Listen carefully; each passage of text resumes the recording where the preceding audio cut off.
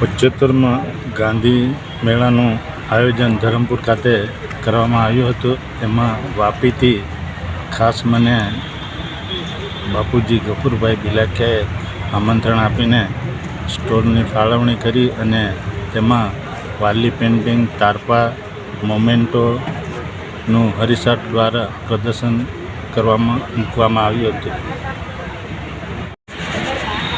મારું નામ દીપક કુમાર આર પટેલ. હું SMSM હાઈસ્કૂલ ધરમપુરમાં આચાર્ય તરીકે મારી સેવા બજાવું છું. મારી શાળાની અંદર 75મો ઐતિહાસિક ગાંધી મેળાનું આયોજન કરવામાં આવ્યું. એ બદલ હું ગર્વની લાગણી અનુભવું છું. કારણ કે ગાંધી મેળાની અંદર ગાંધીજીના જે વિચારો છે, ગાંધીજીના જે આદર્શો છે, સત્ય, અહિંસા, કરુણા, એ બાબત ઉપર લોકોમાં જાગૃતિ આવે અને ગાંધીજીના આદર્શો પોતાના જીવનની અંદર અપનાવે એવા હેતુસર આવા ગાંધી મેળાનું આયોજન થતું હોય છે.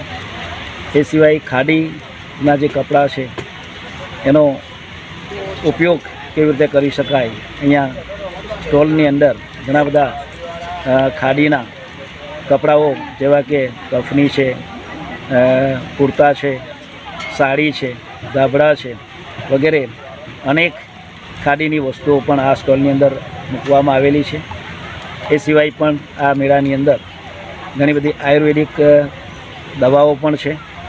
એ સિવાય જંગલ વિસ્તારની અંદર જે નાગલી બનાવવામાં આવે છે એની વિવિધ વાનગીઓ પણ અહીંયા આ સ્ટોલની અંદર રાખવામાં આવી છે. ગાંધીજી માટેના ઘણા બધા એમના જીવનકથાના દર્શાવતા કેટલાક પોસ્ટરો પણ લગાવવામાં આવ્યા છે.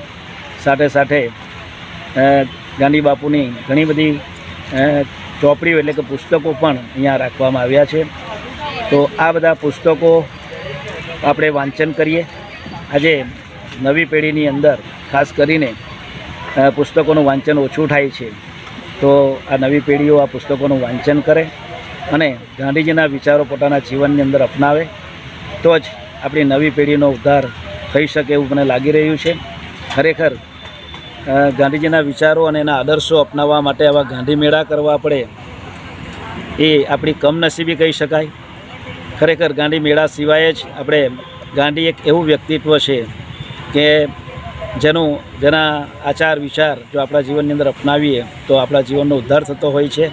તો આ વધુ નહીં કહેતા ગાંધી મેળાની અંદર આજુબાજુના લોકો અહીંયા મોટી સંખ્યામાં પધારે અને લોકોમાં જે જાગૃતિ લાવવાનું કામ જે છે આ ગાંધી મેળા દ્વારા થઈ રહેલું છે.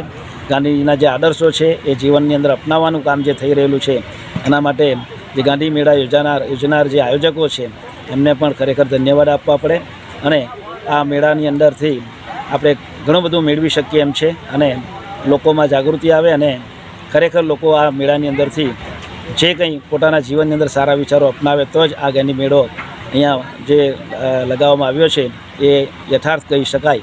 અસ્તુ.